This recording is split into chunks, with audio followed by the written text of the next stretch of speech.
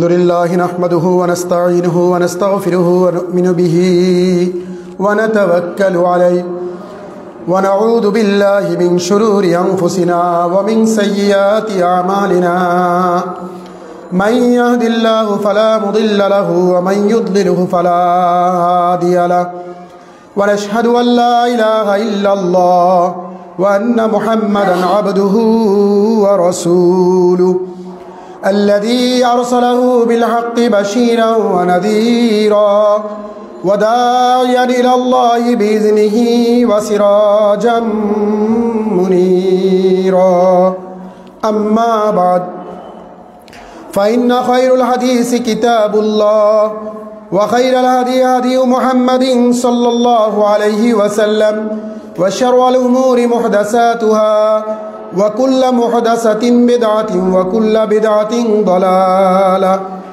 وكل ضلالة في النار فقد قال الله تعالى في القرآن المجيد أعوذ بالله من الشيطان الرجيم يا أيها الناس إنا خلقناكم من ذكر وأنثى وجعلناكم شعوبا وقبائل لتعارفوا إن أكرمكم عند الله أتقاكم إن الله عليم خبير يا أيها الناس اتقوا ربكم إن زلزلة الساعة شيء عظيم يا أيها الناس اتقوا ربكم واخشوا يوما لا يجزي والد عن والده لا يجزي والد عن ولده ولا مولود هو جاز عن والده شيئا إن وعد الله حق فلا تغرنكم الحياة الدنيا ولا يغرنكم بالله الغرور يا أيها الناس اعبدوا ربكم الذي خلقكم والذين من قبلكم لعلكم تتقون সম্মানিত মুসল্লিয়ান ইকরাম,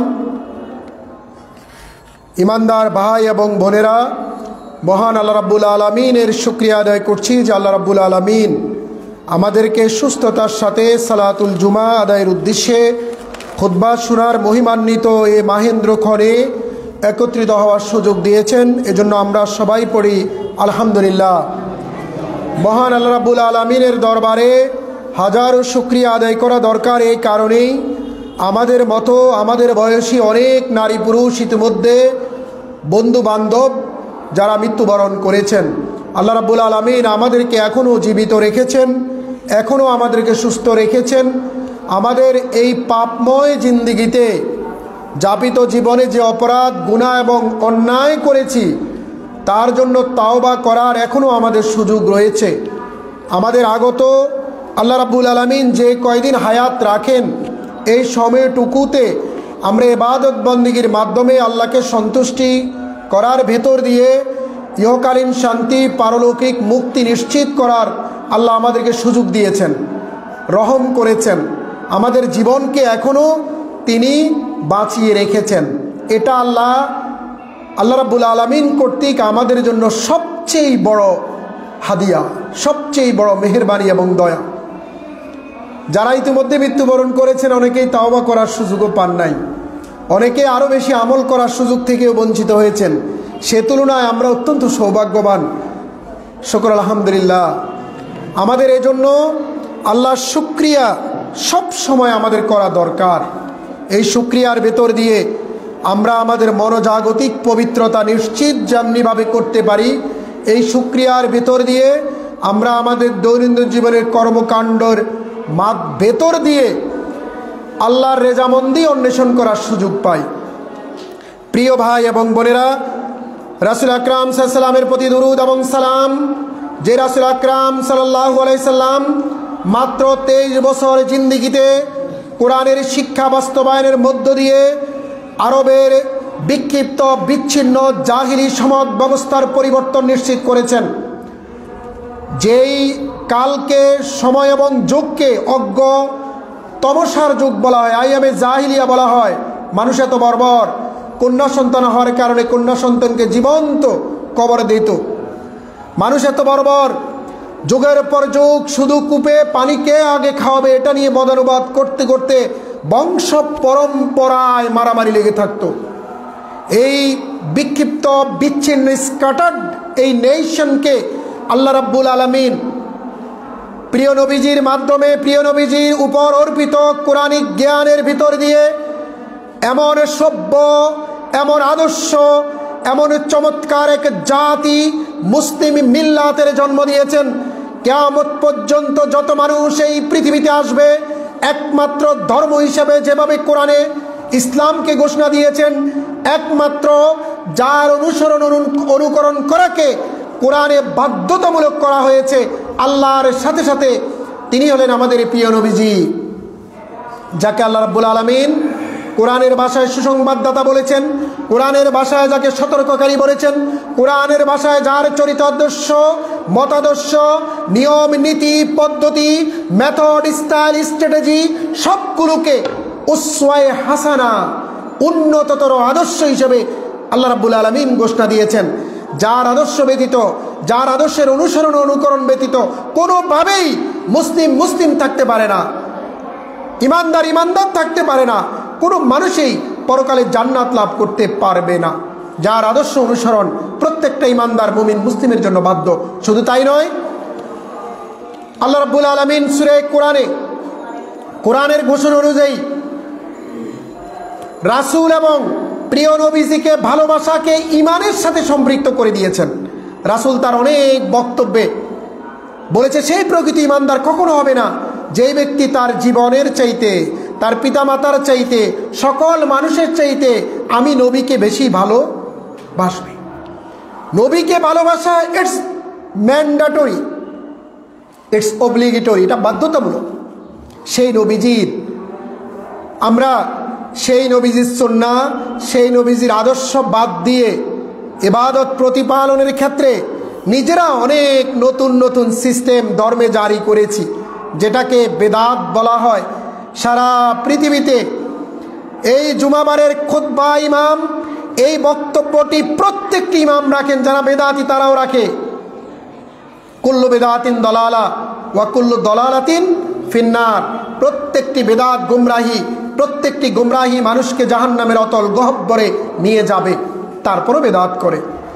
তো এই যে কোরআন এবং বিশুদ্ধ হাদিস চর্চার এই কেন্দ্রে আমরা এখানে আসতে পেরেছি, প্রিয় নবীজির সেই বিশুদ্ধ দেখানো পদ্ধতি ইবাদত বন্দেগীগুলোকে কোরআন এবং হাদিসের আলোকচ্ছটায় ডিজাইন করতে পেরেছি।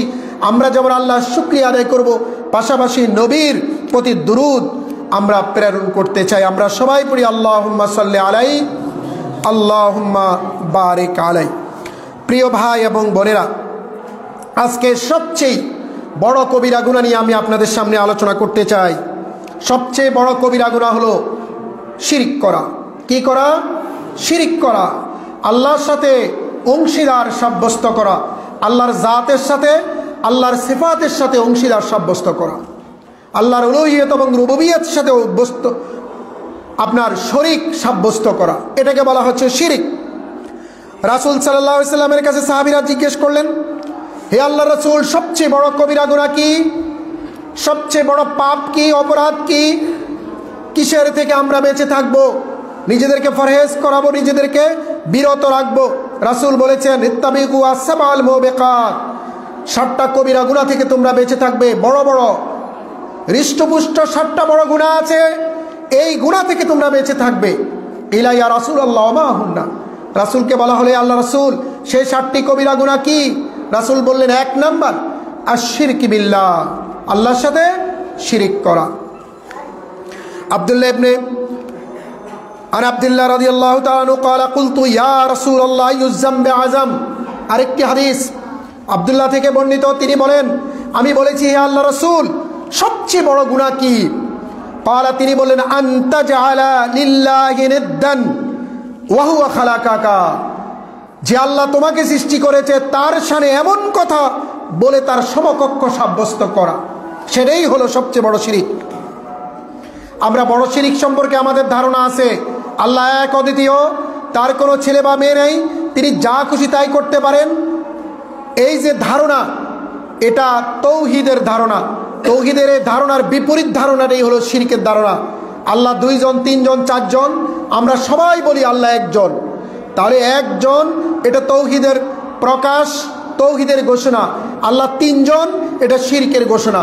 বাংলাদেশের মুসলিমরা বড় কবিরা গুনাহ এই শিরক সম্পর্কে যে ধারণা আছে সেটা অনেকটা কম, অনেকটা অপরিপূর্ণ, অনেকটা কিয়দাংশ। পরিপূর্ণরূপে শিরকের মানুষের এই দেশে ধারণা নেই। যদি থাকতো তাহলে শিরকের কারখানাগুলোর জন্ম হতো না। সারা দেশের সবচেয়ে বড় শিরকের কারখানা চট্টগ্রামে আর সিলেটে, যেখানে মাজার সংস্কৃতি, যেখানে দরবার সংস্কৃতি, যেখানে উরুস সংস্কৃতি, যেখানে মিলাদ সংস্কৃতি, যেখানে ক্যাম্প সংস্কৃতি, যেখানে তাবিজ কুরবান সংস্কৃতি, সেটাই আসলে শিরকের উৎপাদন ক্ষেত্র। মানুষকে আল্লাহমুখী না করে, মানুষকে একচ্ছত্র আল্লাহর দিকে ধাবিত না করে, একমাত্র আল্লাহকে রাজি খুশি করানোর চেতনায় আল্লাহর সাথে টাইজ বা গভীর সম্পর্ক নির্মাণের এই ধারণাটাকে শিরকি ধারণা কাট করে দেয়, শর্টেন করে ফেলে, ছোট করে দেয়। এজন্য শিরক সম্পর্কে সুস্পষ্ট ধারণা আমাদের দরকার। আমরা মোটা দাগে মনে করি আল্লাহর সাথে সরাসরি তো আমরা শিরক করছি না, দুইজন তিনজন আল্লাহ তো আমরা বলছি না। এছাড়াও আমাদের যাপিত মুসলিম জীবন যাপনে বাংলাদেশের মুসলিমদের অনেক শিরকি তৎপরতা বিদ্যমান রয়েছে। এটাকে বলা হচ্ছে ছোট শিরিক। শিরিক তো শিরিক, সেটা ছোট শিরিক। সেই সম্পর্কে আমি একটি দুটি হাদিস বলে বিস্তারিত আলোচনায় প্রবেশ করব। আন মাহমুদ ইবনে লাবিদ আন রাসূলুল্লাহ সাল্লাল্লাহু আলাইহি সাল্লাম قال إن أخوف ما أخاف عليكم الشرك الأصغر। মাহমুদ ইবনে লাবিদ থেকে বর্ণিত, তিনি বলেন রাসূল সাল্লাল্লাহু আলাইহি সাল্লাম বলেছেন আমি সবচেয়ে তোমাদের কাছে, তোমাদের নিয়ে সবচেয়ে বেশি ভয় করি ছোট শিরিক নিয়ে। আবি মুসা আল-আশআরী রাদিয়াল্লাহু তাআলা আনহু, মুসা আশআরী থেকে বর্ণিত, তিনি বলেন খাতাবানা রাসূলুল্লাহ সাল্লাল্লাহু আলাইহি সাল্লাম যাতা ইয়াউমিন, একদিন রাসূল আমাদের দরবারে তিনি খুতবা দিলেন, বক্তব্য দিলেন। রাসূল বক্তব্য দিলেন একদিন, তিনি বললেন আইয়ুহান নাস, হে মানব সকল, যারা উপস্থিত আছো, হে লোকজন, ইত্তাকু হাযা শিরক, তোমরা এই শিরক থেকে বেঁচে থাকো। ফাইন্নাহু আখফা মিন দাবিবিন নামালি, কেননা এই শিরকটা হলো ক্ষুদ্র পিপিলিকার চেয়ে অধিক গোপন। এই শিরকটা মুসলিম নামদারি ইমানদার সকল লোকজনের ব্যক্তিগত মনোজাগতিক স্টেজে, পারিবারিক লেভেলে, সামাজিক অবস্থানে, সাংস্কৃতিক অঙ্গনে, রাষ্ট্রীয় আচারে, সকল জায়গায় এই শিরকটা বিদ্যমান রয়েছে। এজন্য আল্লাহ রাব্বুল আলামিন বলেছেন ওয়ামা ইউমিনু আকসারুহুম বিল্লাহি ইল্লা ওয়া হুম মুশরিকুন, তাদের অধিকাংশ লোক ঈমান আনার পরেও এরা মুশরিক থাকবে। তাদের অধিকাংশ লোক ঈমান আনবে কিন্তু তারা মুশরিক থাকবে। এই কোরআনের আয়াতের মাধ্যমে আমরা গভীর বিশ্লেষণ করে যদি দেখি, আমাদের সমাজ ব্যবস্থায় ঈমানদার মুমিন মুসলিম সেই মুশরিক জন্ম দিয়েছে, সে মুশরিককে খাইয়ে বড় করতেছে, ছেলে মুশরিক। ঈমানদার মুমিন মুসলিমের সন্তান সেই শিরকের সাথে যুক্ত, সেই বেদাতের সাথে যুক্ত, সেই নিফাকের সাথে যুক্ত, সেই ইসলামের কবিরা গুনাহ করে করে তার দিলকে নোংরা করে রাখার প্রতি তার আকর্ষণ প্রতিনিয়ত চলছে। এটা অনেক গভীর মনোযোগ দিয়ে এগুলো আমাদেরকে ভাবতে হবে। এই ছোট শিরক কি সেটা আমি একটু পরে বলছি, কিন্তু শিরকের পরিণতি নিয়ে বলতে চাই। আল্লাহ রাব্বুল আলামিন পবিত্র কোরআনে সুস্পষ্টভাবে ঘোষণা দিয়েছেন ইন্নাল্লাহা লা ইয়াগফিরু আন ইউশরাকা বিহি ওয়া ইয়াগফিরু মা দুনা যালিকা লিমান ইয়াশা। আল্লাহ সকল গুনাহ মাফ করবেন বান্দার, কিন্তু শিরকের গুনাহ আল্লাহ মাফ করবেন না। এবং তিনি বলেছেন ওয়া মান ইউশরিক বিল্লাহ, যে ব্যক্তি শিরক করবে, আল্লাহর সাথে অংশীবাদ সাব্যস্ত করবে, ফাকাদ দল্লা দলালাম বাঈদা, সে যেন সুদূর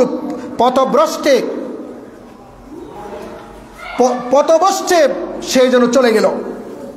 তিনি আরো বলেছেন, এই আয়াতটি বারে বারে রিপিট হয়েছে, ইন্নাল্লাহা লা ইয়াগফিরু আন ইউশরাকা বিহি ওয়া ইয়াগফিরু মা দুনা যালিকা লিমান ইয়াশা ওয়া মান ইউশরিক বিল্লাহ, যে ব্যক্তি শিরিক করবে ফাকাদ ইফতারা ইসমান আযীমা, সে যেন বড় অপরাধ করলো। সবচেয়ে বড় অপরাধ শিরিক, সবচেয়ে বড় অপরাধ শিরিক। عن جابر أن النبي صلى الله عليه وسلم قال لا تزال المغفرة على العبد ما يقع الحجاب قيل يا نبي الله وما الحجاب قال الشرك بالله। জাবের রাদিয়াল্লাহু তাআলা থেকে বর্ণিত, তিনি বলেন রাসূল সাল্লাল্লাহু আলাইহি সাল্লাম বলেছেন, আমি বান্দাকে সব সময় ক্ষমা করব, আমার এই ক্ষমার লাগাম অব্যাহতভাবে চলবে, বান্দাকে আমি সব সময় ক্ষমা করতে থাকব। মা লাম ইয়াকাইল হিজাব, যতক্ষণ পর্যন্ত সে পর্দা এঁটে না দেয়, যতক্ষণ পর্যন্ত এই ক্ষমা নেয়ার জন্য আমি আর বান্দার মাঝে সম্পর্কের মধ্যখানে দেয়াল তৈরি না করে। সাহাবীরা বললেন, হে আল্লাহর রাসূল, ওই হিজাব, ওই দেয়াল, ওই পর্দাটা কি, ওই ব্যারিয়ারটা কি? রাসূল বলেছেন, আশ-শিরকি বিল্লাহ, বান্দা যদি শিরক করে তাহলে তাকে আর আমি কখনো ক্ষমা করব না, কারণ বান্দার সাথে আল্লাহর সম্পর্ক সাথে সাথেই কাট আউট হয়ে যায়। এবং আল্লাহ ক্ষমা করবেন না মুশরিকদেরকে। এই ঘোষণার পরে দ্বিতীয় ঘোষণা আল্লাহ রাব্বুল আলামিন কোরআনে দিয়েছেন, যারা শিরক করবে এদেরকে আল্লাহ জান্নাত দিবেন না, তাদের জন্য জান্নাত হারাম। কোরআনের ঘোষণা, জান্নাত হারাম। ইন্নাহু মান ইউশরিক বিল্লাহ, যেই ব্যক্তি শিরক করবে আল্লাহর সাথে, ফাকাদ হারামাল্লাহু আলাইহিল জান্নাহ, তার জন্য জান্নাত হারাম। ওয়া মাওয়াহুন নার, তার আবাসস্থল হবে জাহান্নাম, আগুন। ওয়া মা লিজ-জালিমিনা মিন আনসার, জালিমদের জন্য কোনো সাহায্যকারী নাই। যারা কিয়ামতের কঠিন ময়দানে আল্লাহর এই শাস্তির বিধানের হাত থেকে মানুষকে মুক্ত করে অন্য কোনো বিকল্প চিন্তা করবে, সেই শক্তিমান, সেই সাহায্যকারী কোনো ব্যক্তি আল্লাহর দরবারে সেদিন থাকবে না। 3 নম্বর সেগমেন্টে আল্লাহ বলেছেন, শিরিক করার পরেও কিছু মানুষ দাঁড়িয়ে রাখে, কিছু মানুষ মসজিদে যায়, কিছু মানুষ ইবাদত বন্দি করে, কিছু মানুষ ইসলামের অন্যান্য বিধিবিধানগুলো পালন করে। শিরিকও করে, পাপও করে, শিরিকও করে, ভালো কাজও করে, শিরিকও করে, দান সাদকাও করে, শিরিকও করে, তাহাজ্জুদও পড়ে, সালাত আদায় করে, সাওম পালন করে। শিরকের পাশাপাশি এই ধরনের বিভিন্ন ইসলামিক কার্যক্রম, ইবাদত বন্দিগিও সে করে, পাশাপাশি শিরিকও করে। আল্লাহ তাদের উদ্দেশ্যে বলছেন, তাদের এই ভালো কাজ, তাদের এই ইসলামের অন্যান্য ইবাদত বন্দিগি প্রতিপালনের সওয়াব তারা নিজেরাই পণ্ড করে দেয়, নষ্ট করে দেয়। যারা শিরক করবে তাদের সব আমল বাতিল হয়ে যাবে, সব আমল নষ্ট হয়ে যাবে।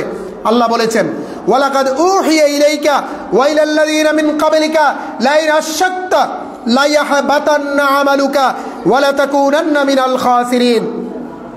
হে রাসূল, আপনার কাছে নিশ্চয়ই আমি আপনার কাছে যে ওহী দিয়েছি, শুধু আপনার কাছে এই ওহী আমি প্রেরণ করি নাই, আমি আপনার পূর্বে অনেক জাতি সম্প্রদায়ের নবী রাসূলদের কাছে ওহী প্রেরণ করেছি, এবং এই ওহীর মূল ঘোষণা ছিল লাইন আশরাকতা লা ইয়াহবাতান্না আমালুকা, যদি আপনি শিরক করেছেন তাহলে আপনার সকল গুনাহ পণ্ড হয়ে যাবে, নষ্ট হয়ে যাবে, বাতিল হয়ে যাবে, বরবাদ হয়ে যাবে। আপনি শিরক করবেন, পাশাপাশি আপনি পাশাপাশি সিন্নি দিতে যাবেন, শিরক করবেন, হাজী আলীর দরগায় গিয়ে সেজদা দিবেন, শিরক করবেন, আর আপনি আজমিরে গিয়ে কিছু চাইবেন। ওই মরে যাওয়া সেই শতবর্ষী ইসলাম প্রচারক মরে যাওয়া যিনি মাটির সাথে মিশে আছেন, তার কাছে জিন্দা মনে করে কিছু চাইবেন। আল্লাহর ক্ষমতা আছে আল্লাহ দেয়ার, আল্লাহর ক্ষমতাকে অ্যাভয়েড করে, ইগনোর করে, অবহেলা করে আপনি কোনো মাজারে গিয়ে চাইবেন, কোনো পীরের জায়গায় ধর্ণা দিবেন, সেজদা দিবেন, তার কাছে আপনি কুন্নিশ করবেন, তার কাছে আপনি হাত পাতবেন। আপনার যাপিত জীবনে যত সৎকর্মশীল হিসেবে যে আমলগুলো ছিল, সমস্ত আমল আল্লাহ বরবাদ করে দিবেন। শুধু তাই নয়, কিয়ামতের কঠিন মুহূর্তের চিত্রায়ন মহাগ্রন্থ আল কোরআনের প্রায় 500 আয়াতের বেশি আয়াত দিয়ে আল্লাহ ডিজাইন করেছে। কত মর্মান্তিক সময় মানুষ অতিবাহিত করবে কিয়ামতে, কত ক্রান্তিকাল অতিক্রম করবে মানুষ কিয়ামতে। হিসাবে নিকাশ দেয়ারে কঠিন জবাবদিহিতার মুখোমুখি যখন আল্লাহর হবে, কি করুণ মুহূর্ত যখন তার হবে, সেই অবস্থাকে আল্লাহ সামনে নিয়ে শিরকের ধারণা দিচ্ছেন। ওয়াকাদিমনা ইলা মা আমিলু মিন আমালিন ফাজআলনাহু হাবাআম মানসুরা। কিয়ামতের এই কঠিন দুর্দিনে আমি বান্দার নিকটে যাব, তাকে আমি মাফ করব, তাকে আমি ক্ষমা করব, তাকে আমি জান্নাতে প্রবেশ করাবো, তার গুনাহগুলি মাফ করব। এই চিন্তা চেতনায় আমি বান্দার অতি নিকটে যাব, অগ্রসর হব বান্দার কাছে। যখনই আমি বান্দার কাছে অগ্রসর হব,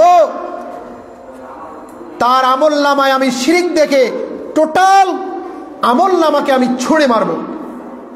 আল্লাহ ছুঁড়ে মারবে আমলনামা। প্রিয় ভাইরা আমার, এই শিরক অত্যন্ত পরিত্যাজ্য আমল। বাংলাদেশের মুসলিম কমিউনিটির অনেক লোক শিরকের কোনো জ্ঞানই নেই, শিরক নিয়ে কোনো পড়াশোনাই নেই, অথচ কত গুরুত্বপূর্ণ বিষয় আল্লাহকে চেনার, আল্লাহকে জানার, আল্লাহকে উপলব্ধি করার, আল্লাহর জাত আর সিফাতকে জেনে নিজের যাপিত জীবনে ইবাদত বন্দেগীগুলোকে ডিজাইন করার কত গুরুত্বপূর্ণ। কোরআনে কত আয়াত এসেছে। আপনি যখন শিরক করবেন, আপনি নাম আব্দুল করিম আব্দুর রহিম হওয়ার পরেও, ওই হাজী সাহেব গাজী সাহেবের সন্তান হওয়ার পরেও, আপনি মসজিদ প্রতিষ্ঠা করার পরেও, আপনি মাদ্রাসায় দানে সাদাকা করার পরেও, আপনার ছেলে মেয়ে বড় উচ্চ শিক্ষিত করার পরেও, ছেলে মেয়েকে আলেম ওলামা ইসলামী তাহজিব তামাদ্দুন শেখানোর পরেও আল্লাহর দরবারে আপনি মুশরিক। গোপনে গোপনে, ওই যে তলে তলে কাউয়া কাদের মিয়া যেভাবে বলে, তলে তলে কিন্তু আপনি মুশরিক হয়ে আছেন, আপনি জানেনই না।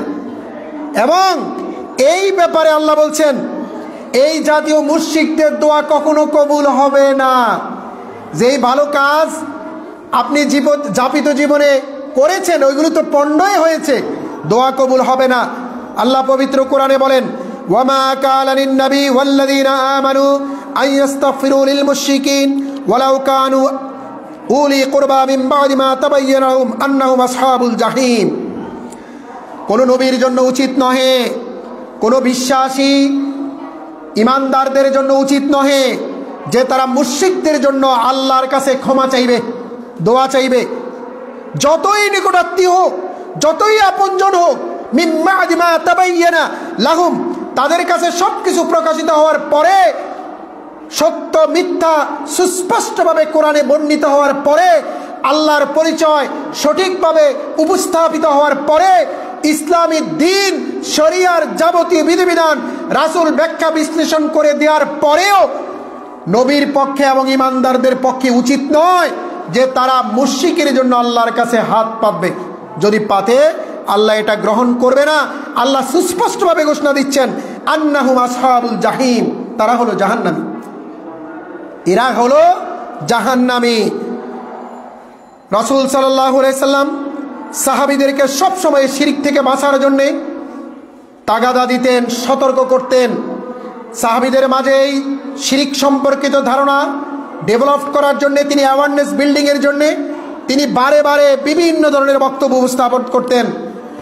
মুআজ রাদিয়াল্লাহু তাআলা থেকে বর্ণিত, আন মুআজ قال আওসানি রাসূলুল্লাহ সাল্লাল্লাহু আলাইহি ওয়াসাল্লাম বিআশি কালিমাত।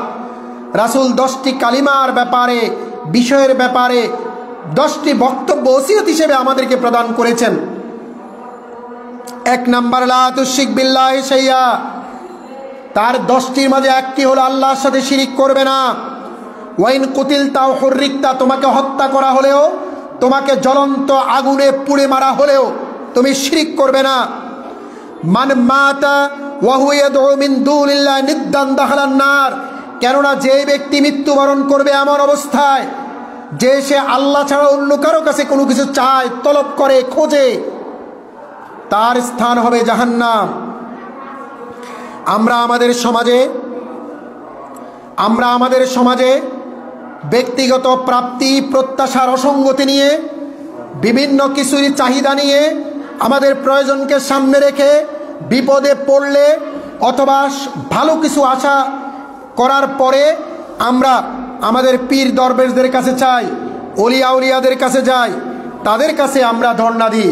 আমরা বিভিন্ন মাজারে গিয়ে সেজদা করি, ওখানে তাদের কাছে চাই যে লোকগুলো মরে গেছে, আরও শত শত বছর পূর্বে মাটির সাথে মিশে গেছে, যাদের আমলের ব্যাপারে আমরা আসলে জানি না, যাদেরকে কখনো আমরা দেখিই নেই, এবং যাদের ব্যাপারে আমাদের সুস্পষ্ট কোনো ধারণা নেই এই মর্মে যে আল্লাহর দরবারে তারা কিভাবে আছে, সেই লোকগুলো আমরা তাদের কাছে চাই। অথচ মহাগ্রন্থ আল কোরআনে সুস্পষ্টভাবে আল্লাহ বলেছেন, ফালা তাদউ মা আল্লাহি ইলাহান আখার, আল্লাহর সাথে অন্য কোনো ইলাহ বানাবে না, ওয়ালা তাকুনু মিনাল মুআজ্জাবিন, এবং তোমরা তাদের অন্তর্ভুক্ত হবে না যারা শাস্তি প্রাপ্ত হবে, যাদেরকে শাস্তি দেওয়া হবে তাদের অন্তর্ভুক্ত তোমরা হবে না। প্রিয় ভাইরা আমার, আমি কামরুক কামাখ্যা গিয়েছি সেই আপনার আসামে। সেখানে আমি দেখেছি অনেক মুসলিম নারী পুরুষ ওই হিন্দু এবং অন্যান্য ধর্মাবলম্বী মানুষদের সাথে কামরুক কামাখ্যার সেই জায়গাটি যেখানে বানর, যেখানে একটা ল্যাংটা বাবু বসে আছে, ল্যাংটা সাহেব, সেখানে তার চতুর্পাশে লাল তাগি নীল তাগি দিয়ে দিচ্ছে বিভিন্ন নিয়ত করে। সন্তান হচ্ছে না, বিয়ের দীর্ঘদিন হয়ে গেছে, ভাইয়ে ভাইয়ের সম্পত্তির বিরোধ দীর্ঘদিন থেকে চলছে, এই বিরোধ নিষ্পত্তির জন্যে, আশু সন্তান লাভের জন্যে, অথবা সন্তান হচ্ছে সব মেয়ে ছেলে সন্তান দরকার, অথবা সব পুত্র সন্তান কন্যা সন্তান দরকার, অথবা ভালো চাকরি হচ্ছে না, অথবা মেয়ের বিয়ে হচ্ছে না, অথবা দীর্ঘদিন থেকে অসুস্থ। এই সমস্ত কারণে সেই কামরূপ কামাখ্যা আমি দেখেছি কত নারী পুরুষ সেখানে বিভিন্ন ধরনের লাল নীল সুতাগুলো ওখানে বেঁধে দেয়, তালা বেঁধে দেয়, যে যতদিন এই তালা এখানে থাকবে ততদিন স্বামী স্ত্রীর সম্পর্ক অটুট অবিচল থাকবে, অথবা কাউকে তার ভালো লেগেছে তাকে বিয়ে করার জন্য সেখানে তালা জড়িয়ে আসছে। এটা সুস্পষ্টভাবে কেন শিরক? কারণ দেয়ার মালিক আল্লাহ, দেয়ার সক্ষমতা রাখেন একমাত্র আল্লাহ রাব্বুল আলামিন। কোনো ব্যক্তি কোনো ব্যক্তির উপকার করতে পারে না, কোনো ব্যক্তি গায়েব জানে না, এবং ওই যে ব্যক্তির জন্য ব্যক্তিকে ধরে আমরা এগুলো করছি ওই ব্যক্তি ইসলাম ধর্মেই বিশ্বাসী না। এবং যে ব্যক্তি সেখানে শুয়ে আছে জীর্ণ শীর্ণ শরীর নিয়ে, সেই ব্যক্তিটা ল্যাংটা। এই ল্যাংটা বাবুর কাছে আমরা যাচ্ছি। এর চাইতে বড় গোমরাহি, এর চাইতে বড় জাহিরিয়ত, এর চাইতে বড় অনিসলামিক কাজ, এর চাইতে জঘন্য পাপ, এর চাইতে বড় কবিরা গুনাহ আর কিছুই হতে পারে না। যে মানুষ মানুষের বান্দেগি করবে, মানুষ মানুষের কাছে চাইবে, মানুষ মানুষের দাসে পরিণত হবে। আল্লাহর দাস যারা, তারা কালে কালে যুগে যুগে সম্মানিত হয়। আল্লাহর দাস সমস্ত শৃঙ্খলকে কাট করে দেয়। আল্লাহর দাস হওয়া মহিমান্বিত এবং গৌরবান্বিত বিষয়। আল্লাহর দাস হলে জগতে কোনো মানুষের, কোনো বস্তুর, কোনো রাজনৈতিক কর্মক্ষেত্রের, কোনো বিষয়াবলীর দাস সে হতে পারে না, হয় না। সে মুক্ত হয়, স্বাধীন হয়, বরং স্বাধীনতা তার অনিবার্য হয়ে ওঠে আল্লাহর কাছে যদি কেউ সেজদা দেয়। আমি গিয়েছি সেই বোম্বের হাজি আলীর মাজারে, যেই হাজি আলীর মাজার আরব সাগরের ভিতরে, চতুর্পাশে আরব সাগর, চিকন রাস্তা করে পাথর দিয়ে রাস্তা নিয়ে যাওয়া হয়েছে, সে আধা কিলোর মতো জায়গা।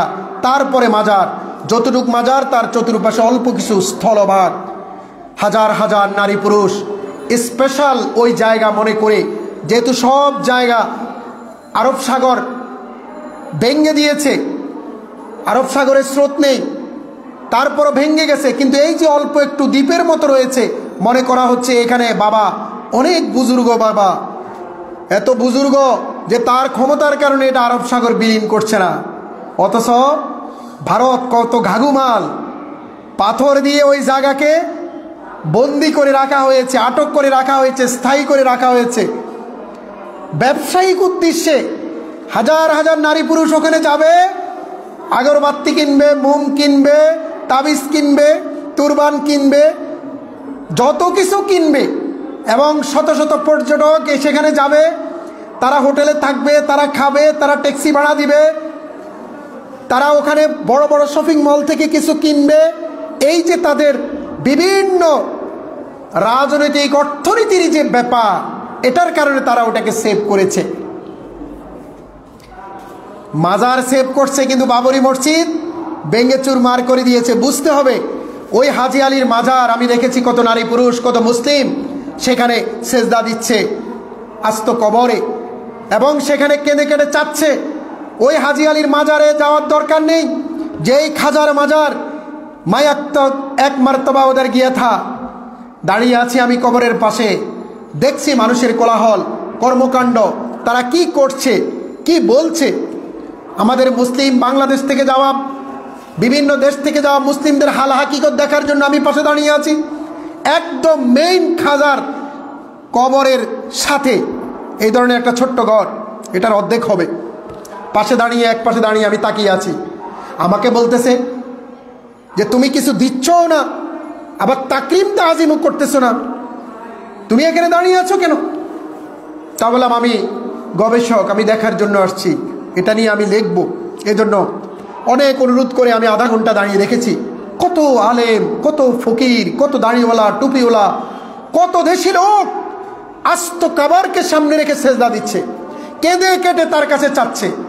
ওখানে তাদের যে উত্তরসূরি বংশ পরম্পরা যারা এটা দেখাবাল করে, সেই বেনামাজি অধিকাংশ লোক, মুশরিক অধিকাংশ লোক, তাদের ফান্ডে তারা টাকা ঢালছে, মনে করছে এই টাকা দিলে আমার এই রোগ সারবে, এই অভিযোগ আমার নিরাময় হবে, এই প্রবলেম আমার সলভ হবে, এই উদ্দেশ্য আমার বাস্তবায়ন হবে। সেখানে এক পাশে রঙিন সুতা আছে, ওই সুতাগুলো ওখান থেকে কিনে কিনে মাজার সাথে ডলাডলি করে মাখামাখি করে এনে হাতে দে, কানে দে, গলায় দে, এগুলোকে বিশেষ মর্যাদা সম্পন্ন বাবা হয়, কল্পনা করা হয়। প্রিয় ভাইরা আমার, ঢাকা শহরে আপনারা জানেন গোলাপশাহ মাজার আছে, দেখবেন কত নারী পুরুষ সেই মাজারের চতুর্পাশে কাঁদতেছে।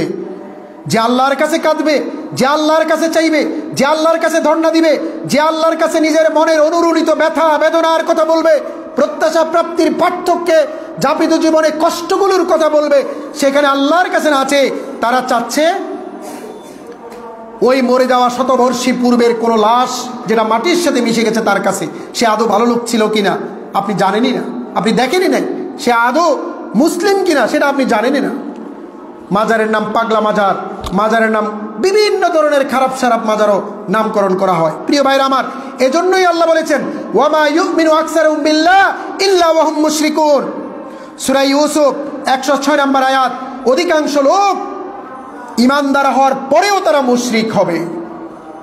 আমরা আমাদের পরিবারে বাজার করি, সংসার চালাই, ছেলে মেয়ে উৎপাদন বা জন্ম দিই, ছেলে মেয়েকে বড় করে তুলে ধরি, এই যে জীবন চক্র, এই যে লাইফস্টাইল, এই লাইফস্টাইলে কখনো আমরা ভাবি না যে আমাদের সন্তান আগত দিনের এই দেশ জাতি সমাজকে আলোকিত করার জন্য তার যে বিকাশ লাভ হচ্ছে, বয়স বাড়ছে, তার পড়াশোনার সাথে শিরকের ধারণা আছে কিনা, সে শিরক সম্পর্কে সুস্পষ্ট ধারণা রাখে কি না, জানে কি না। আমরা নিজেরাও কখনো আমরা ভাবি না, চিন্তা করি না যে শিরকের জ্ঞান, শিরক সম্পর্কিত ধারণা, আল্লাহর পরিচয়, আল্লাহর এক্সিস্টেন্স, অস্তিত্ব, আল্লাহ কেমন, কোথায় আছে, কেমন করে আছেন, কিভাবে বিশ্ব ব্রহ্মাণ্ড পরিচালনা করছেন, আমার আর আপনার উদ্দেশ্যে কোরআনে আল্লাহ কি বলতে চেয়েছেন, কখনো কোরআন অর্থসহ একটা বারও আমরা পড়ি না, জানি না। হাজার হাজার নারী পুরুষ প্রতিনিয়ত মারা যায়, হাজার হাজার মুসলিম যুবক তরুণ প্রতিনিয়ত মারা যায়, এরা কখনো একটা বারও কল্পনা করে নাই এমন অনেক মানুষ আছে যে আল্লাহ আমার আর আপনার উদ্দেশ্যে কি বলতে চেয়েছে, আল্লাহ আমার শানে কি বলেছেন কোরআনে, এটা জেনে আমি মারা যাই না, জানেই না কোরআন। প্রিয় ভাইরা আমার, মানব সভ্যতার ইতিহাসে এই শিরকি তৎপরতা, গায়রুল্লাহর কাছে চাওয়া, মানুষকে প্রভু মনে করা, দেবদেবীর উপাসনা করা, গাছ মাজার উরুস, এই ধরনের বিভিন্ন বিষয়াবলী উন্মেষ ঘটেছে সর্বপ্রথম নূহ আলাইহিস সালামের সময়। নূহ আলাইহিস সালাম 950 বছর তার দাওয়াতি তৎপরতা পরিচালনা করেছেন।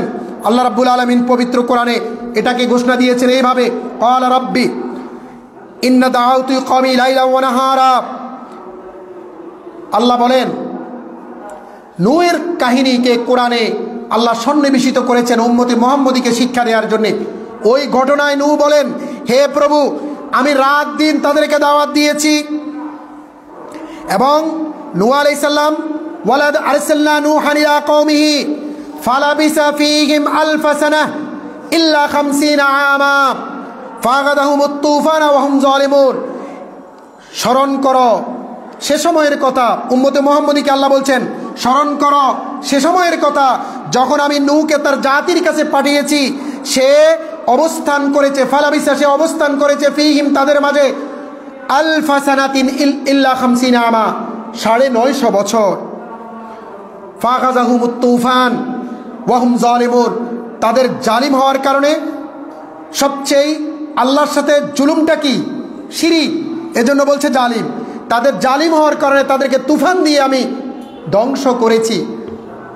আপনি নূহ আলাইহিস সালাম এখানে 950 বছর দাওয়াতি তৎপরতা দেখিয়েছে, আল্লাহকে মানুষের সামনে পরিচয় করিয়ে দেওয়া, তৌহিদের বাণী উচ্চকিত করা এবং মানুষদেরকে শিরক মুক্ত ইবাদত বন্দেগীর কথা 950 বছর বলেছেন। ভাবতে পারেন মানুষ 100-150 বছর পরে মারা গিয়েছে, প্রথম পর্যায়ে তার সন্তান হয়েছে, তিনি ওই ব্যক্তিকে দেখেছেন, তার সন্তান আবার বড় হয়েছে, 100-150 বছর বেঁচেছে, তাকেও দেখেছেন। তারপরে তাদের নাতিপুতি হয়েছে, নাতিপুতি 1-150 বছর বেঁচে মারা গেছেন, তাদেরকেও তিনি দেখেছেন। তারপরে তার পরবর্তী জেনারেশন এসেছে, তাদের জেনারেশনকেও তিনি দেখেছেন, তারপর তাদের জেনারেশনকে দেখেছেন, এইভাবে 8-9টি জেনারেশনকে তিনি দেখেছেন। কথা কি বুঝেন আপনারা? 8-9 জেনারেশন তিনি দেখেছেন। আপনার দাদাকে দেখেছেন, আপনার বাবাকে দেখেছেন, আপনাকে দেখেছেন, আপনার সন্তানকে দেখেছে, আপনার নাতিপুতিকে দেখেছে, তার নাতিপুতিকে দেখেছে, তার সন্তানকে দেখেছে, তার নাতিপুতিকে দেখেছে, এইভাবে 8-9 জেনারেশন লোক তিনি প্রত্যক্ষ করেছেন। ওই জেনারেশনের ভিতরে ওয়াদ, সুয়া, ইয়াগুস, ইয়াউক, নাসার, এই লোকগুলো ছিল সবচেয়ে সমৃদ্ধ, সম্মানিত, জ্ঞানী, গুণী, আলোকিত মানুষ। তাদের মৃত্যুর পরে পরবর্তী জেনারেশনের লোকজন তাদেরকে শ্রদ্ধা সম্মান করত, তাদের নাম বলতো, তাদের বিভিন্ন আয়োজনে সমাবেশে তাদের উদাহরণ পরবর্তী প্রজন্মের কাছে তারা দিত। এইভাবে 100-200 বছর পরে যাওয়ার পরে হঠাৎ করে কিছু লোক বলল, আমাদের পূর্বেকার সেই ওয়াদ, ইয়াগুস, ইয়াউক, সুয়া তারা তো হারিয়ে যাবে, তাদের যদি আমরা রেপ্লিকা তৈরি করি, মূর্তি তৈরি করি, তাহলে মানুষ এটা দেখবে, শিক্ষা নিতে পারবে, এদেরকে দেখে মানুষ উৎসাহিত হবে, পরবর্তী প্রজন্ম তাদের মতো হওয়ার জন্য ভিতর থেকে তাড়িত চেতনা তার কাজ করবে। লোকজন বলল ঠিক আছে, এভাবে সবার মূর্তি তৈরি করলো। তখন ওই মূর্তিতে কেউ মাথা ঠেকিয়ে সেজদা দিত না, মূর্তি পড়ে থাকলো। তারই 100-150 বছর অতিক্রম হলো। কিছু কিছু লোক মনে করলো, আরে এই লোক তো অনেক বিখ্যাত লোক, ওয়াদ, ইয়াগুস, ইয়াউক, নাসার, এরা তো বিখ্যাত লোক, আরে তার কাছে আমি চাইবো না কেন? তখন তার কাছে মাথা সেজদা ঝুঁকানো শুরু করলো, মাথা নত করা শুরু করলো। এইভাবে শিরকের আগমন ঘটলো। আল্লাহর কাছে না চেয়ে মানুষ মানুষের কাছে চাওয়া শুরু করলো, মানুষ মানুষের কাছে না চেয়ে বরং এর চাইতে আরো অ্যাডভান্স লেভেলে মানুষের কবরের কাছে চাওয়া শুরু করলো, মানুষের মূর্তির কাছে শুরু করলো। যে মূর্তি কথাবার্তা বলতে পারে না, যে মূর্তি নিজেকেই সেভ করতে পারে না, ইব্রাহিম আলাইহিস সালামের সময়ের সে কাহিনী বর্ণিত হয়েছে। তারই ধারাবাহিকতায় এই ওয়াদ, আরবের রাসূল সাল্লাল্লাহু আলাইহি ওয়াসাল্লাম যখন ইসলাম প্রচার করেন, রাসূল ইসলাম প্রচার করার ওই প্রেক্ষাপটে আরবের বিভিন্ন গোত্র, কবিলে কবিলে দম্বজুদা থা, কাছে কো হবল থা, কাছে কো সফা থা, এক এক গোত্র এক এক গোত্রকে উপাসনা করা শুরু করে দিল। তখন দাউমাতুল জুলদন নামক স্থানে স্থাপন করা হয়েছে ওয়াদ নামক সেই মূর্তি, যেটা কালব গোত্রের মূর্তি হিসেবে পরিচিত ছিল। কালব গোত্রের লোকজন সেই ওয়াদের, দাউমাতুল জুলদুন নামক স্থানে স্থাপিত সেই ওয়াদের পূজা করত। এইভাবে সুয়ার হুজাইল গোত্রের মূর্তি ছিল এবং হুজাইল গোত্রের লোকজন সুয়াকে তারা উপাসনা করত। ইয়াগুস ছিল মুরাদ গোত্রের মূর্তি, যেটা জাউফ নামক স্থানে স্থাপিত হয়েছে। ইয়াউক ছিল হামদান গোত্রের মূর্তি।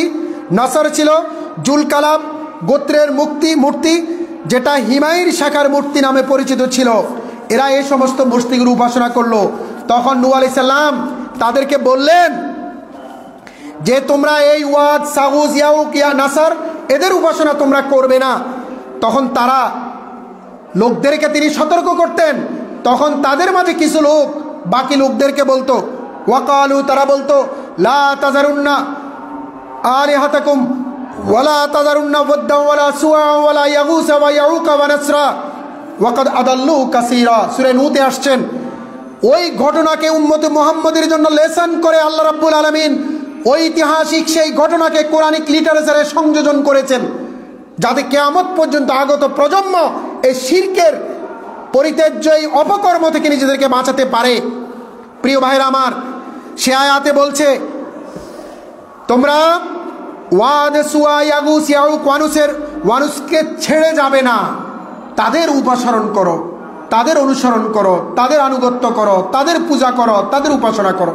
নূহ বলতেছেন এদের উপাসনা করো না, আল্লাহর উপাসনা করো।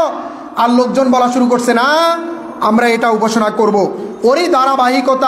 তারই ধারাবাহিকতায় আরবে বিভিন্ন ওয়াদ সুয়া ইয়াগুস ইয়াউক নাসার এই গোত্রগুলো প্রতিস্থাপিত হয়েছে।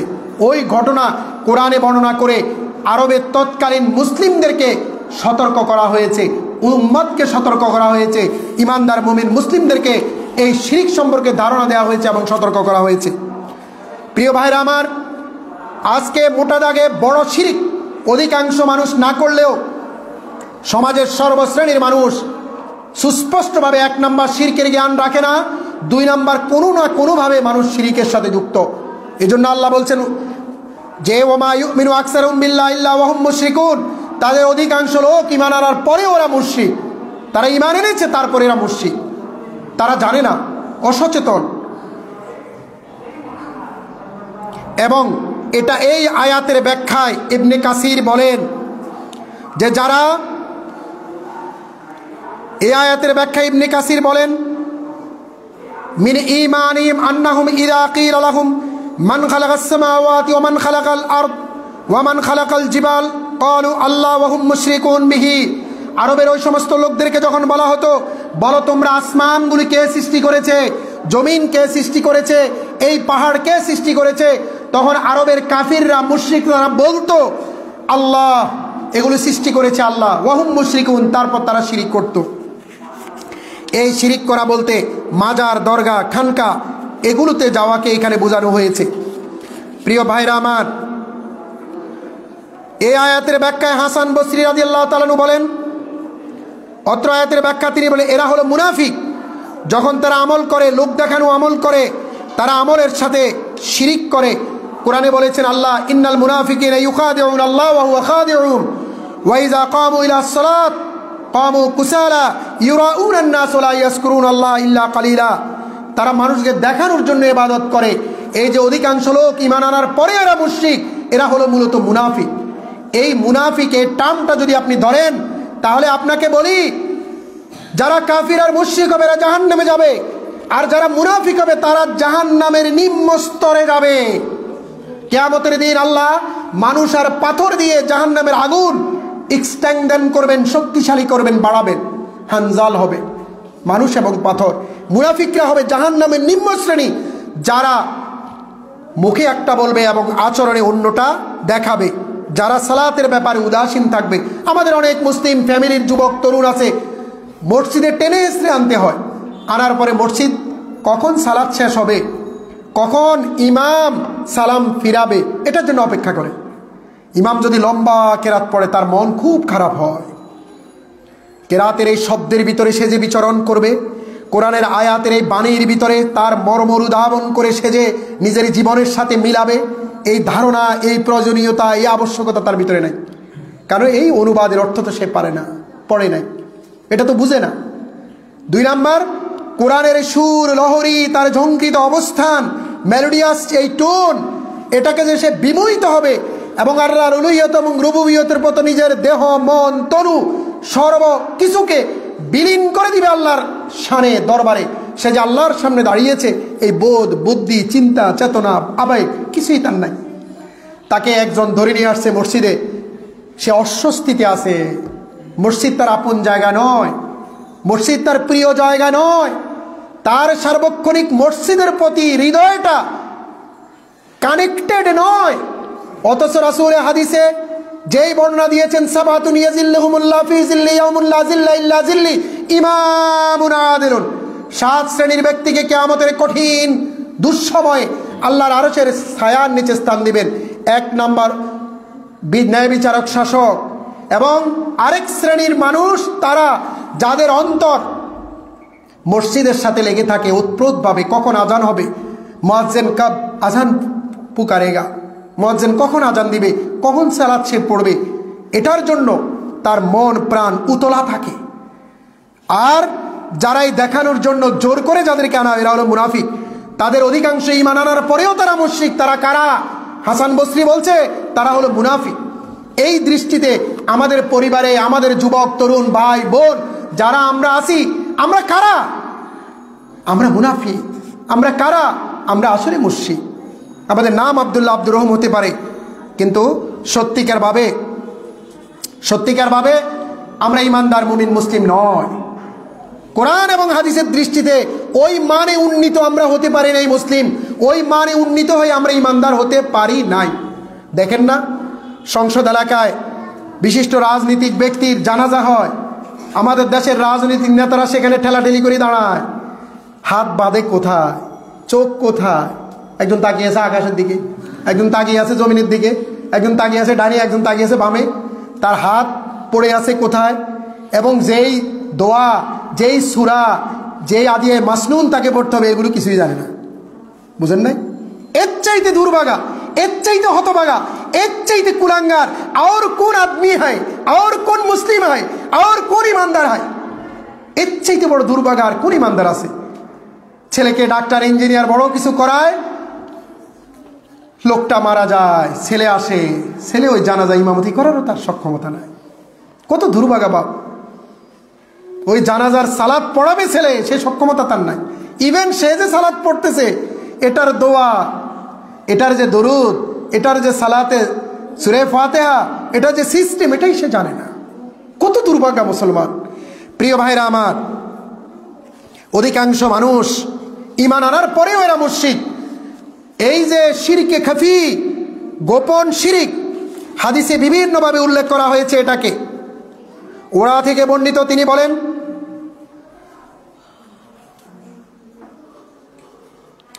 হুযায়ফা রাদিয়াল্লাহু তাআলা আনহু এক অসুস্থ ব্যক্তির নিকট প্রবেশ করেন। তার বাহুতে ছিল বালা। হাতে বালা থাকে না, হাতে চুড়ি থাকে না, কাইতন থাকে না, বিভিন্ন ধরনের কিছু আমাদের ছেলেমেয়েরা, যুবক তরুণরা ওই যে নায়িকাদেরটা দেখে, কুলাঙ্গারদেরগুলো দেখে শরীরে বাঁধে না। অতঃপর তিনি তা কেটে ফেললেন এবং তা খুলে ফেললেন এবং বললেন, অধিকাংশ লোক ঈমান আনার পরেও তারা মুশরিক। তার মানে সাহাবী যখনই অন্য সাহাবীর হাতে বালা দেখেছেন, তখনই এটা কেটে তিনি বলেছেন, অধিকাংশ লোক ঈমান আনার পরেও এরা মুশরিক, তার কারণ এরা শিরক। শুধু তাই নয়, রাসূল বলেছেন, মান হালাফা বিগাইরিল্লাহ ফাকাদ আশরাকা, রাওয়াহু তিরমিজি। সুনানে তিরমিজিতে এসেছে, যেই ব্যক্তি আল্লাহ ছাড়া অন্য কোনো ব্যক্তির নামে শপথ করে, সে যেন শিরক করে। আমরা মরা কাঠ ধরি শপথ করি, আমরা পশ্চিম দিকে মুখ করে বলি, পশ্চিম দিকে মুখ করে শপথ করছি, স্ত্রীর মাথায় হাত রেখে শপথ করি, স্বামীর মাথায় হাত রেখে শপথ করি, সন্তানের মাথায় হাত রেখে শপথ করি, আমরা বুকে বিভিন্ন অঙ্গ প্রত্যঙ্গে হাত রেখে শপথ করি, আমরা বিভিন্নভাবে শপথ করি আল্লাহ ছাড়া অন্য গায়রুল্লাহর নামে শপথ করা শিরক। হাদিস, সূরা তিরমিজির হাদিস, মান হালাফা বিগাইরিল্লাহ ফাকাদ আশরাকা। এজন্য মুসলিম যুবক আর তরুণ, মুসলিম সোসাইটিতে আমরা নিজেদেরকে মুসলিম দাবি করছি, কিন্তু আমাদের কার্যক্রমে শিরকি তৎপরতা প্রতিনিয়ত ঘটে চলেছে, আমরা জানিই না। তার মানে আমরা নিজেরা মুসলিম নাম দিয়েছি, আসলে আমরা হৃষ্টপুষ্ট একটা শিরকি চেতনায় মুশরিকদের একটা আখড়া বানিয়েছি, পরিবারকে একটা মুশরিকদের একটা আমরা জমজমাট সমাজ বানিয়েছি। প্রিয় ভাইরা আমার, عن عبد الله عمر رضي الله تعالى عنه قال قلت يا رسول الله سمعت رسول الله صلى الله عليه وسلم يقول إن الرقي والتمائم والتولى الشرك। আরো কত অ্যাডভান্স লেভেলের কথা আব্দুল্লাহ ইবনে মাসউদ থেকে বর্ণিত, তিনি বলেন, রাসূল থেকে আমি শুনেছি, ঝাড়ফুঁক, তাবিজ, জাদুটোনা, এগুলো হলো শিরক। আমাদের সমাজে কত পার্সেন্ট লোক এগুলোতে ব্যস্ত আছে, এগুলোতে মত্ত আছে, এগুলো তাদের যাপিত জীবনে তারা এগুলো করে, প্র্যাকটিস করে। এগুলোর অনেক লোক আছে। এখনো বাচ্চা হলে কোমরে বিশাল একটা তাগাদে, সাথে একটা তাবিজ থাকে, গলায় একটা তাবিজ ঝুলানো হয়। আসন্ন প্রসূতি মায়ের গলায় অথবা তার গায়ে, হাতে অথবা তার কোমরে একটা তাবিজ ঝুলানো হয়। কেন? যাতে করে প্রসব বেদনা কম হয়, বাচ্চাটা ঠিকঠাক মতো প্রসবিত হয়। এখনো ছোট বাচ্চাদের কপালে একটা টিপ দেয় কালো দিয়ে, কারণ বাচ্চার এই যে কোমল সুন্দর চেহারাটা, এটা অন্য কোনো মানুষের জন্য মুখ না লাগে, এটা এই জন্য কালো একটা টিপ দেয়া হয়, তাবিজ দেয়া হয়। এগুলো কমপ্লিটলি শিরক। জয়নব থেকে বর্ণিত, তিনি বলেন, রাসূল সাল্লাল্লাহু আলাইহি হাদিস, যে তার স্বামী আব্দুল্লাহ যখনই বাসায় আসতেন এসেই তিনি তার পাশে বসতেন। তো তিনি বাসায় ঢুকার আগেই গলা খক খক করে কাশি দিতেন। কাশি শুনে তিনি পছন্দ করতেন যে তার স্ত্রী তার জন্য প্রিপারেশন নেবে, একটু সাজুগুজু না হলেও একটু পরিপাটি থাকবে, তাকে এমন অবস্থায় দেখবে না যে স্ত্রী মনে না করে কাজের মহিলা মনে করবে। তো এই জন্য বাসায় ঢুকার আগেই গলায় শব্দ করতেন। তিনি নিজেকে নিজে একটু প্রস্তুতি নিতেন এবং বাসায় ঢুকেই স্ত্রীর পাশে বসলেন। কিন্তু তার ঘরে ছিল এক নারী। সেই নারী আসছে কেন? সেই নারী আসছে ঝাড়ফুঁক করার জন্য এবং তাগি দেওয়ার জন্য। যখনই তিনি ঢুকতেছেন তিনি খাটের নিচে ঢুকে গেলেন। আব্দুল্লাহ আসলেন, তার পাশে বসলেন, বসে হাতে দেখলেন তাগি। তিনি বললেন, এটা কি? বলল এক। এটা কিসের তাগা? তিনি বললেন, এই তাগায় ঝাড়ফুঁক দেওয়া হয়েছে। তিনি তাগা কেটে ফেললেন। অতঃপর তিনি বললেন, আব্দুল্লাহর পরিবার শিরিক মুক্ত।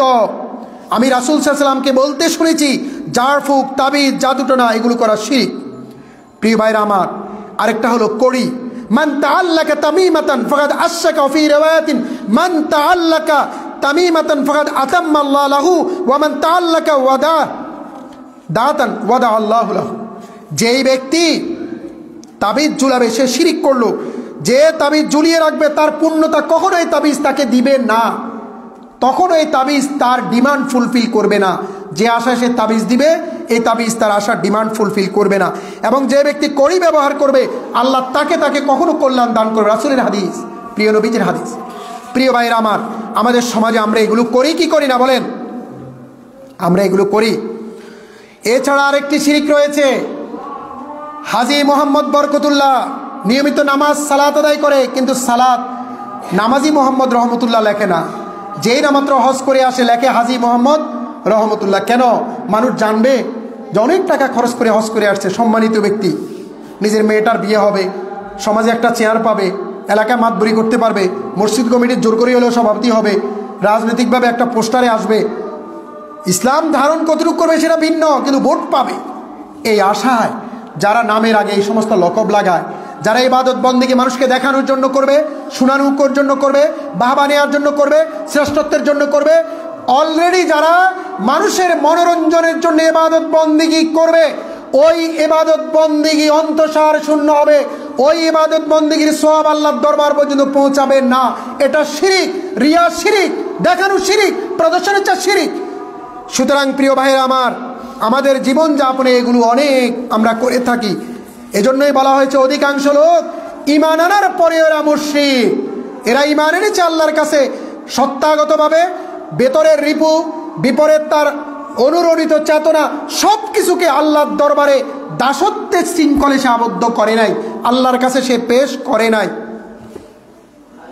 অনেক সময় সাদাকা করে মানুষ ভোটের বাজারে দুইটা ভোট পাওয়ার জন্য ছবি উঠায় দেখায়, জাকাতের শাড়ি দিতে গিয়ে মানুষ দেখায়, বংশের ঐতিহ্য ধরে রাখার জন্য মানুষ মেজবানি খাওয়ায়, মানুষকে দান করে। এই যে বাহবা কুড়ানো, দেখানো, ঐতিহ্য ধরে রাখা, সুনাম সুখ্যাতির বিকাশ বিস্তার, এ সমস্ত চিন্তা চেতনায় যারা আল্লাহর রাস্তায় কোনো ইবাদত বন্দেগী করবে, এটা আল্লাহর দরবার পর্যন্ত পৌঁছাবে না, এটা শিরিক।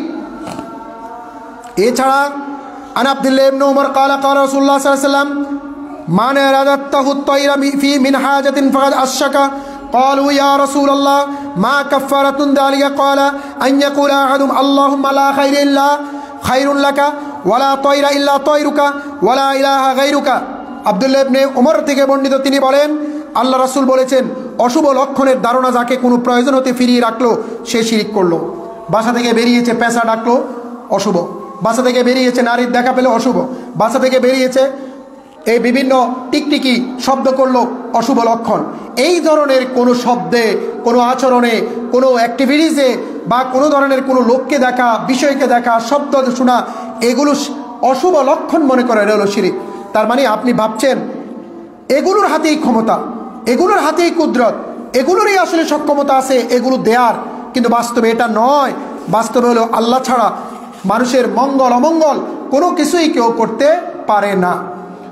প্রিয় ভাইরা আমার, এই শিরকের জ্ঞান আমরা কোরআন এবং হাদিস থেকে নেব এবং আমরা শিরকি চেতনা আমাদের ভিতরে শয়নে স্বপনে ইচ্ছা অনিচ্ছায় কোনো না কোনোভাবে এই জাহিলিয়া সমাজ ব্যবস্থায় আমরা আক্রান্ত হব। এটার জন্য সচেতনতা দরকার, একটু একাডেমিক পড়াশোনা করা দরকার এবং শিরকের সম্পর্কে অনেক বই পুস্তক আমাদের আছে, এগুলো পড়া দরকার। আল্লাহ রাব্বুল আলামিন শিরকের মতো ভয়াবহ গুনাহ থেকে আমাদেরকে বেঁচে থাকার তৌফিক দান করুক, বলেন আমিন।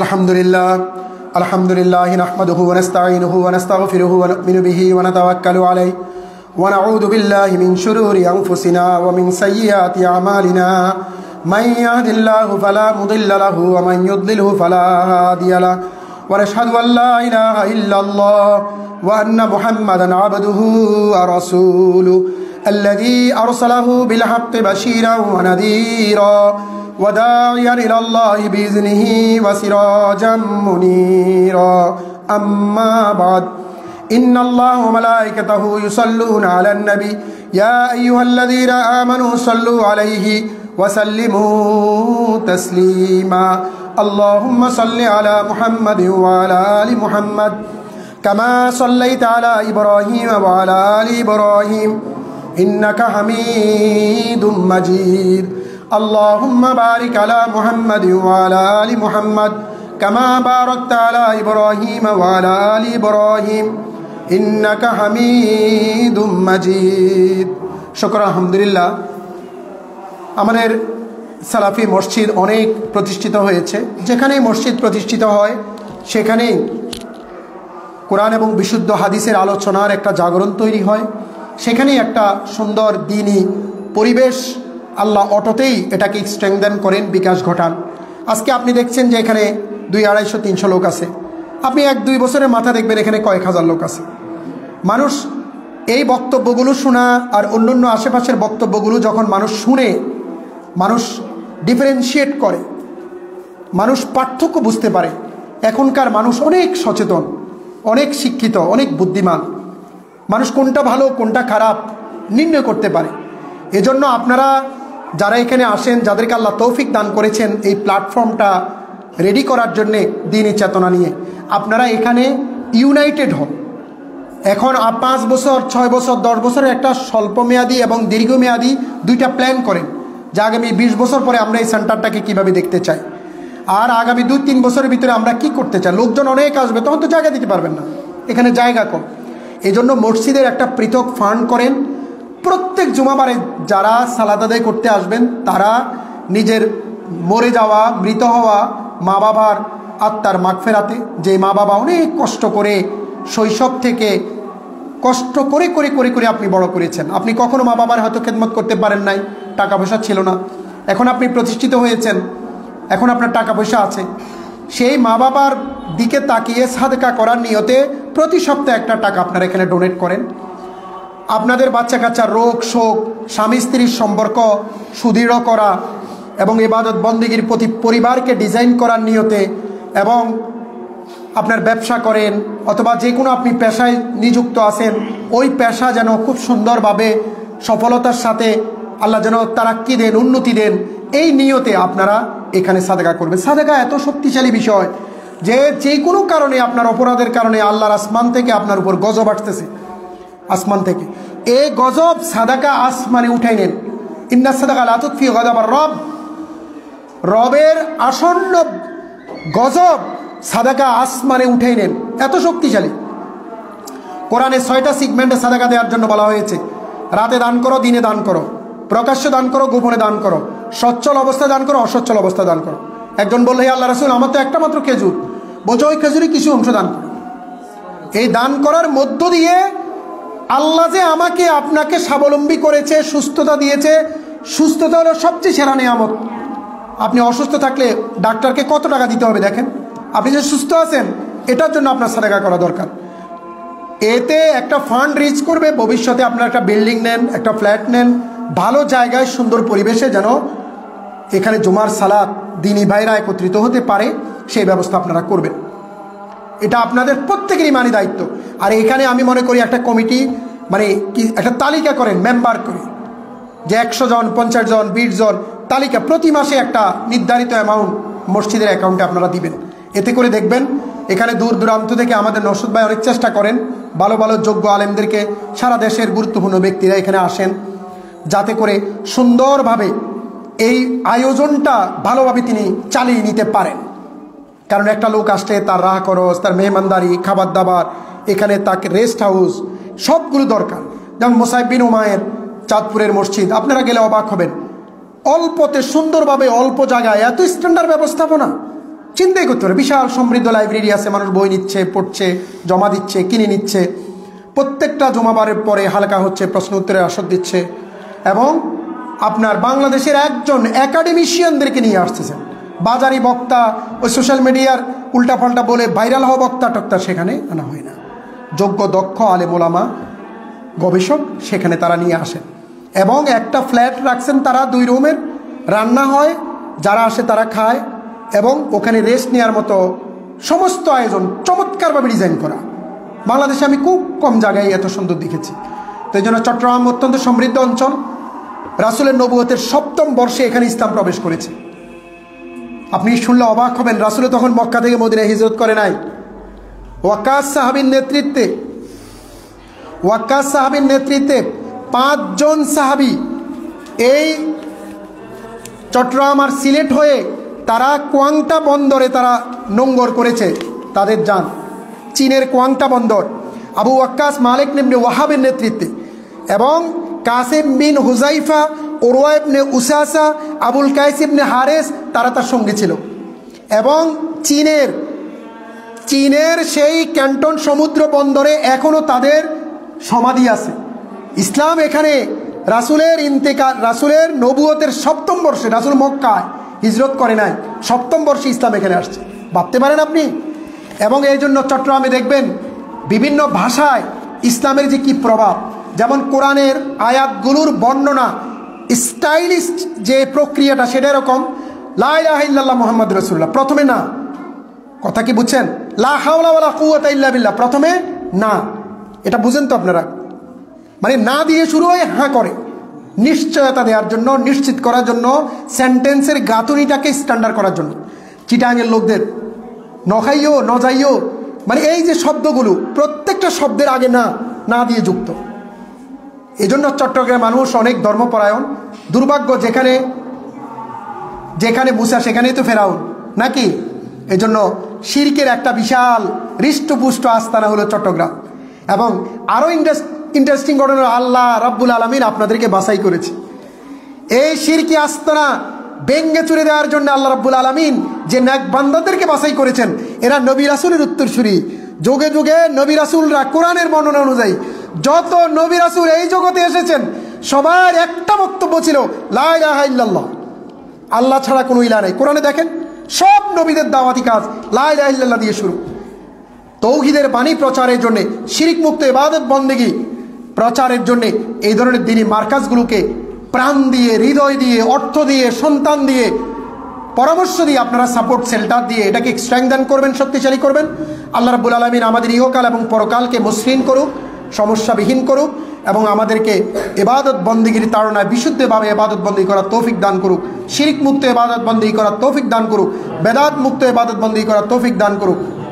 ইন্নাল্লাহা ইয়া'মুরুকুম বিল আদলি ওয়াল ইহসান ওয়া ইতা'i যিল কুরবা ওয়া ইয়ানহা আনিল ফাহশাই ওয়াল মুনকারি ওয়াল বাগি ইয়া'iদুকুম লা'আল্লাকুম তাযাক্কারুন ফাযকুরুনি আযকুরুকুম ওয়াশকুরু লি ওয়া লা তাকফুরুন। কুমু লিস-সালাহ।